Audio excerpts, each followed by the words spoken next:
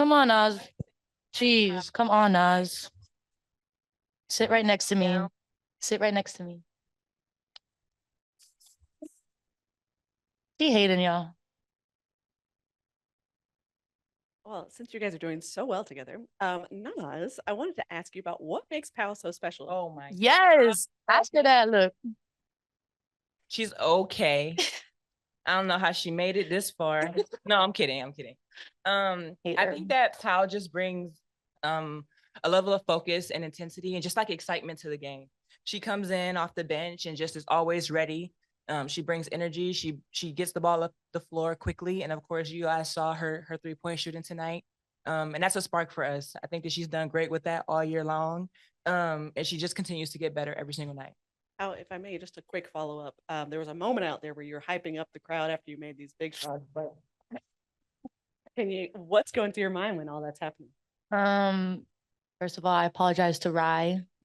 She missed the free throw after that, and I was like, dang, my bad, twin. But this just goes to show how, they love the dream and the support and the love from the fans. It's an amazing feeling to have for sure. Let me ask you this, follow up with that.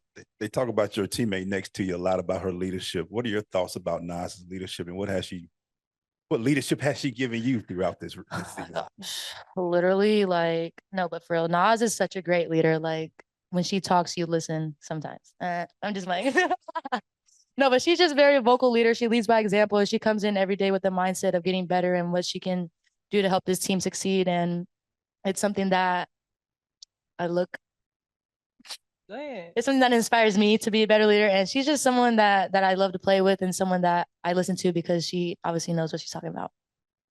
You all both had a great moment, back-to-back threes, and then you all meet and kind of jump and bump into each other. Can you talk to me about that moment at that point in the game? It was very pivotal in the outcome.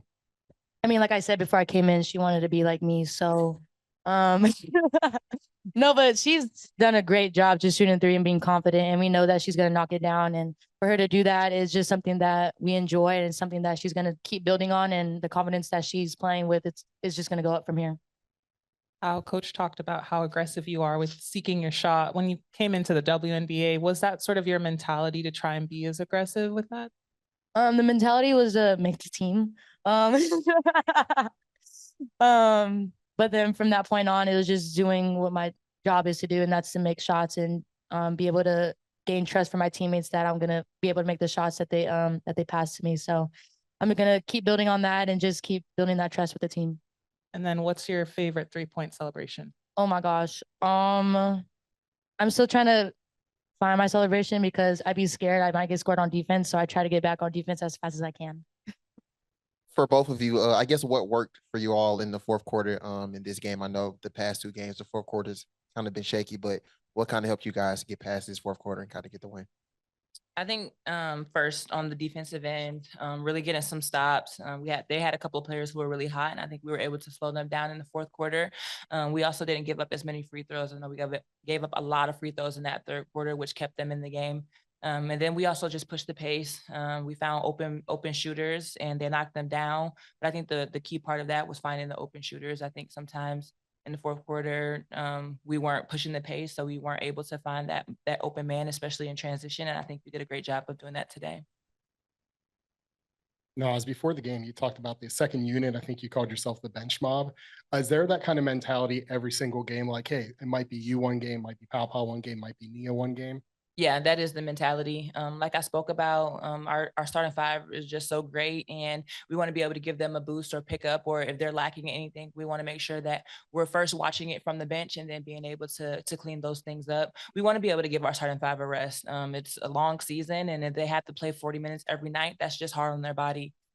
Like you guys know, we played Friday, Sunday, we're playing again on Tuesday, and that's just rough. And, when we can come in and give them a spark, give them a couple of minutes, but not just to give them a rest, but to actually do something, grow the league, get a couple of stops, I think it's just going to make our team better. And it talks to our depth as well. Te-Hina, that's now 3 out of the last 4 games where you scored 16 points. How excited are you that you're finding your shot? First of all, I can't get past 16.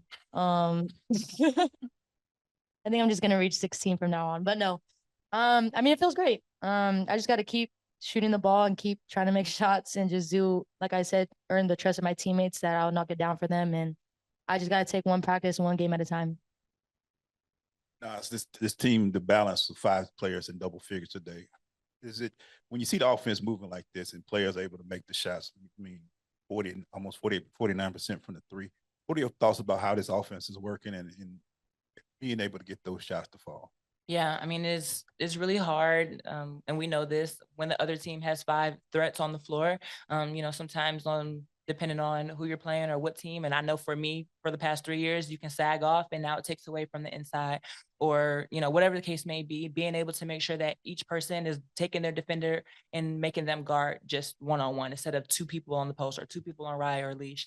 So it's just nice having those threats and being able to space out the floor, because on any given night, anybody can give you the double-digit scoring. And I think that just, like I said, goes to our depth, but also just makes things harder on the other team. And it also gives, a little bit of a release to, for the past couple of years, Rye maybe felt like she had to carry so much of that scoring, and now it's Leash or it's Powell or it's whoever it may be. But I just think that it helps when you're more well-rounded and you can have multiple players scoring in double digits every single night.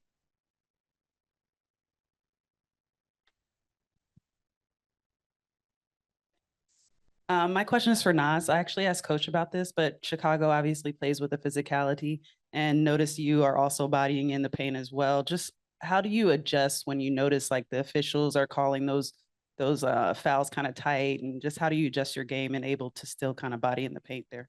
Yeah, that's exactly what it is, just adjusting. I think that usually you try to find out what they're going to be calling it like in the first 2 minutes, and then you go from there.